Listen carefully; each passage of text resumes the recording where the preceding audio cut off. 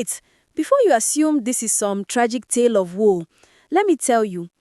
The day James the Amma Harris found a screaming woman dangling from his balcony by her fingertips was the day his entire criminal empire learnt what true chaos looked like. Help! Help! There's a wasp! She shrieked, her red curls whipping in the wind as she hung 20 stories above downtown London. James, who'd been in the middle of a very important meeting about cement shoes and insurance policies, rushed to his penthouse balcony with his top lieutenants. What he found was a young woman in paint-splattered overalls, somehow having climbed from the window washing platform to escape a single confused hornet. "Miss, that's just a bee," said Tom, his second in command, a man who once broke someone's kneecaps without spilling his tea. "It's a wasp-bee hybrid! I saw a documentary!" she screamed. "There is no such," James started, then sighed. "Tom, get her up." They hauled her over the railing. She collapsed on his imported marble floor, gasping. Thank you. I'm Rose Miller. I wash windows for Mr. Smith's company, and that beast tried to murder me." James stared. In 15 years of running the Harris family, he'd seen every type of crazy. But this girl, who was now calmly petting his illegal exotic fish tank and cooing at his piranhas, was a new breed. "You named them?" she gasped, reading the tiny plaques. "Bubbles, Mr. Whiskers, and Sergeant Destruction. That's adorable."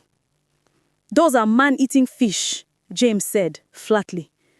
"They just misunderstood." She pressed her hand against the glass. Sergeant Destruction swam up and nuzzled it. James's eye twitched. "Miss Miller." "Oh, call me Rosie. Everyone does." "Well, everyone did before the incidents." "Incidents? Plural?" She smiled brightly, as if this was a point of pride. "Anyway, I should go. My supervisor is probably wondering where I am. Although, he's been wondering that for 3 weeks. So what's another hour?" She bounced towards the door, then paused. "Wait, why are all you gentlemen wearing suits and sunglasses indoors? Is this a fashion show?" Tom choked. Big Ben, who weighed 300 pounds and communicated primarily through grunts, actually giggled. "We're businessmen," James said carefully. "Oh, what business?" "Import-export." "Of what?" "Various goods." "Ooh, like spices. My Uncle Barry imports spices." "Well, he did before the customs incident." She noticed the wall of photos behind his desk, James shaking hands with various business associates. "Wow, you know a lot of serious-looking men. Are they your friends?" "Associates," James corrected. "Miss Miller, you should leave now." "Okay." She headed for the door again, then turned back. "Oh, before I forget, there's a man in your parking garage taking pictures of all your cars and talking into his sleeve. Just thought you should know. Bye." She left. Silence fell over the penthouse. "Boss," Tom said slowly. "She just described a federal agent." Within the hour, they had identified and relocated the undercover MI5 agents who'd been surveilling James's operation for months. The bureau's entire case was in shambles. 2 days later, Rose appeared at James's headquarters, a legitimate restaurant called Harris and Sons. "I got fired," she announced cheerfully, plopping into the booth across from him. "Apparently, almost dying while running from insects is a liability. Who knew? Anyway, I came to thank you properly. I baked you a cake." She pulled out a lopsided, slightly smoking cake from her oversized bag. It appeared to be 3 different colors, none of them found in nature. "Is it supposed to be on fire?" Big Ben asked, mesmerized by the small flames flickering on the frosting. "No, that's just the pineapple caramelizing," she beamed. "I invented a new technique. I call it danger baking." "Please extinguish that," James said. She blew out the flames. They immediately reignited. She blew harder. The whole cake caught fire. Big Ben grabbed a pitcher of water and doused it, creating a cloud of steam that set off the sprinklers. As the restaurant descended into chaos and his entire crew scrambled to cover the ledgers, James watched Rose trying to apologize to the fleeing customers while sleeping on the wet floor repeatedly. "I want her gone," he told Tom. "Understood, boss. Should I make it permanent?" "What? No! Just escort her out, gently. I'm a businessman, not a monster." But Rose kept appearing. She showed up at his dry cleaners. What a coincidence. At his investment office, I'm thinking of investing £15. And somehow, impossibly, at his extremely secret poker game in an undisclosed warehouse. "How did you even find this place?" James demanded. "I followed the men in suits. I figured if you all dress the same, you must be going to the same place. Like a uniform. Are you in a club?" The other crime bosses at the table, Alex, the knife, David, smooth, and Sarah, the accountant, stared at her. "Who is this?" Sarah asked, her calculating eyes narrowed. "Nobody," James said quickly. "I'm Rosie. I'm basically friends with everyone here. Well, I'm friends with James. We're work friends. He hasn't specified the nature of his work, but I'm getting CEO of something mysterious vibes." Alex laughed, a sound like grinding gravel. "She's funny. I like her. She can stay." "She cannot stay," James hissed. But Rose had already sat down and was examining the cards. "Oh, I know this game. My grandmother taught me. She was banned from every casino in Brighton." "That's impressive," David admitted. "She called it her glorious retirement plan." Rose picked up the abandoned hand. "Can I play?"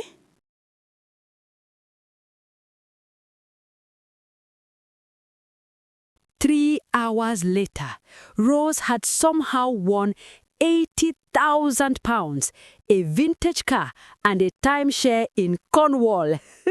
The crime bosses were in various states of disbelief.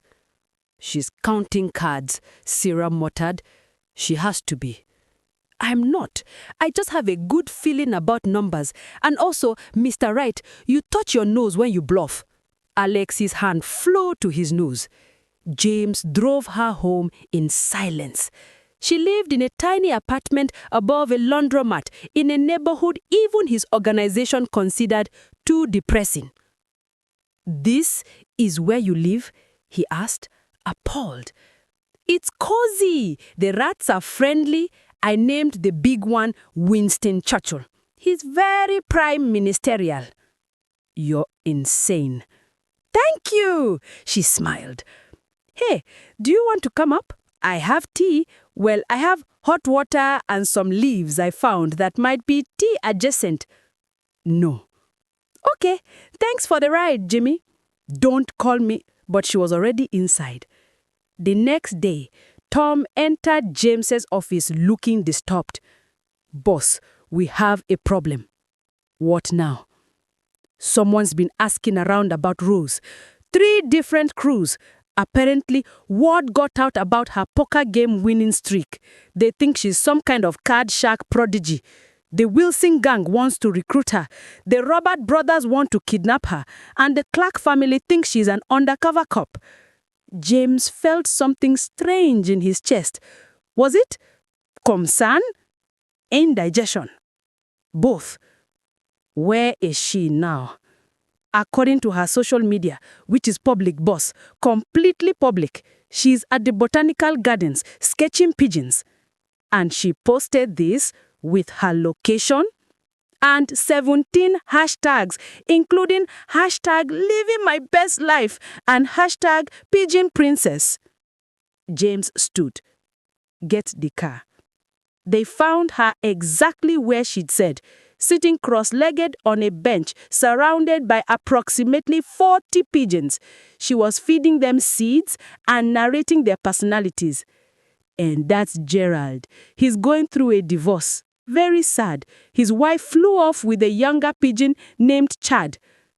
Miss Miller, we need to talk." She looked up delighted.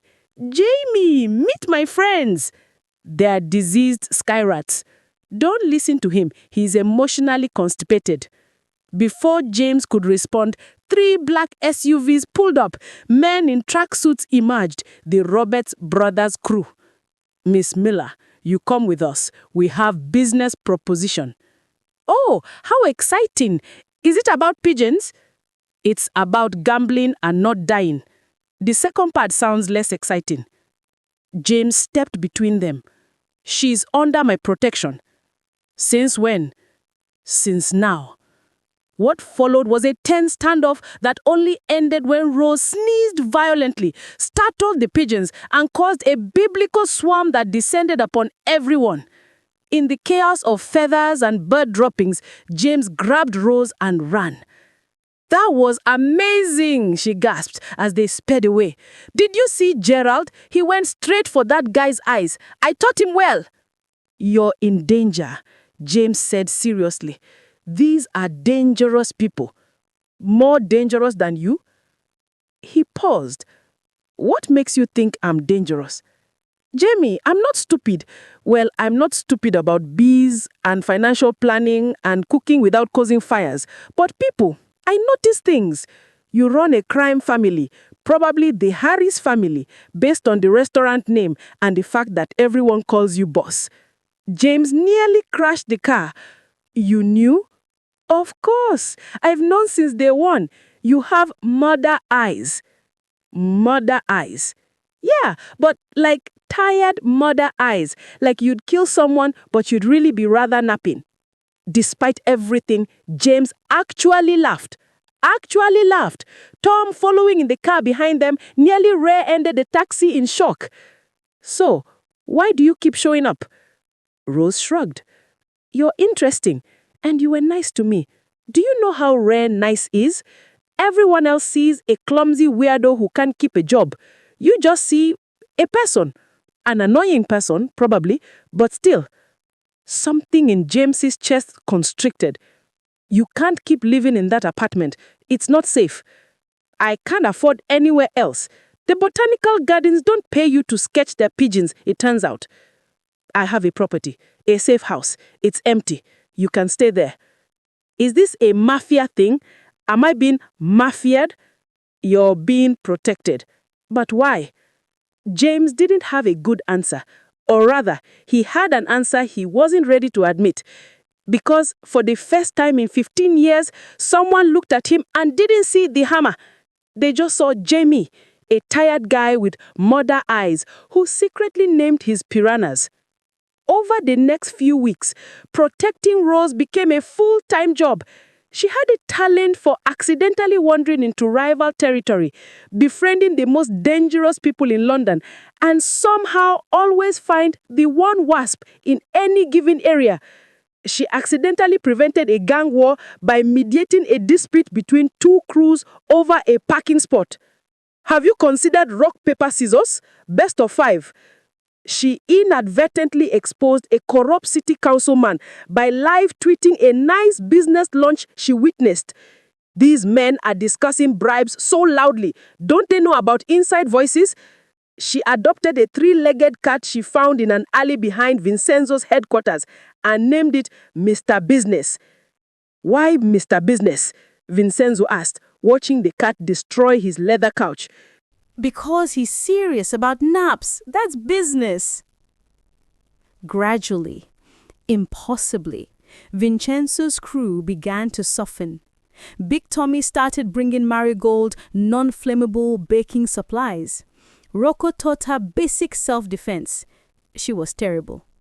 Even the piranha seemed happier when she visited, though that might have been because she insisted on reading them poetry. She's good for you, boss, Rocco said one evening. You smell now. It's unsettling, but good. But Vincenzo knew the other families were getting impatient. Protection only went so far in their world. The showdown came during a meeting of the 5 families, the major crime organizations in Chicago. They'd called it to discuss the Pimpernel problem.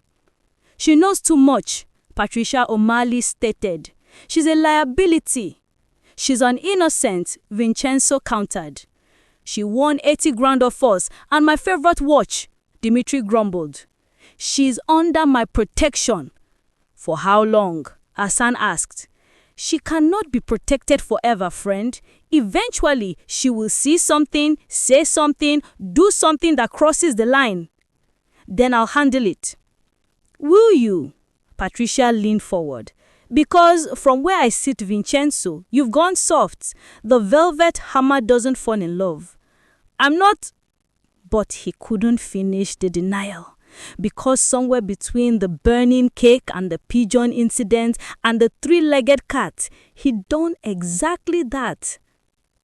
The meeting was interrupted by screaming from the hallway. Everyone drew weapons. The door burst open. Marigold tumbled in, covered in what appeared to be tomato sauce, dragging a very confused FBI agent by his tie. Vinny, I caught a spy. He was taking pictures of your meeting through the window. I was doing parkour on the fire escape. Don't ask why. And I saw him and I thought, that's suspicious. So I grabbed Mr. Kowalski's window washing equipment, swung over and bam! Citizens arrest. Also, I think I'm allergic to whatever chemical they use on government ties because my hands are getting itchy.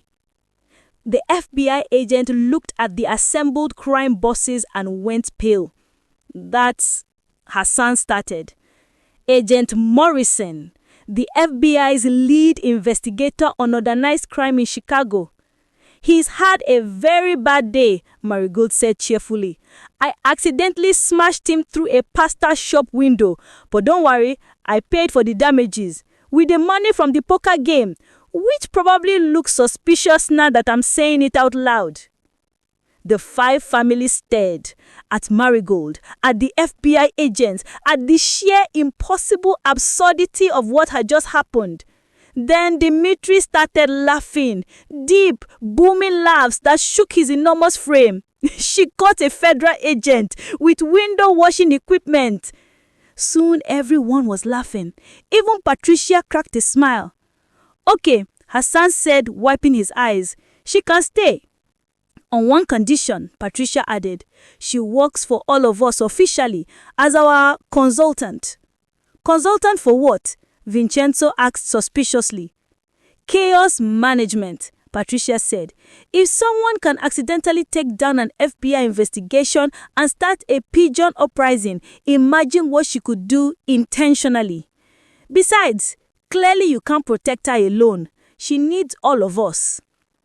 And that's how Marigold Pimpernel became the first and only civilian employee of Chicago's five families. Her official title, Director of Unexpected Solutions. Her actual job, whatever she wanted apparently. She started a community garden in neutral territory that became a meeting ground for rival gangs. It's hard to shoot someone when you're both watering tomatoes. She created a program teaching kids in troubled neighborhoods about financial literacy using her grandmother's gambling stories. And that's why you never bet on a horse named probably won't finish. She somehow convinced the mayor to fund a citywide pigeon sanctuary. The mayor was never the same after one of her presentations. And every evening she'd return to Vincenzo's penthouse. She'd eventually moved in after the safe house felt too safe and boring. Covered in dirt or paint or sometimes unexplained glitter, chattering about her day while he pretended to read reports. Vindy, she said one night 6 months after they'd met. Do you ever think about how weird this is? Me, you, all of this. Every single day. But it's good weird, right? He looked at her, really looked at her, at this chaotic, brilliant, absurd woman who'd crashed into his life like a flaming cake and somehow made everything better. Yeah, he said softly, it's good weird. Good, because I'm not going anywhere. You're stuck with me, mother eyes. I wouldn't have it any other way, pigeon princess. She kissed him then, and somewhere in the background, Sergeant Destruction and his tankmates created a celebratory splash. Mr. Business knocked over a priceless vase. The city hummed with his usual chaos.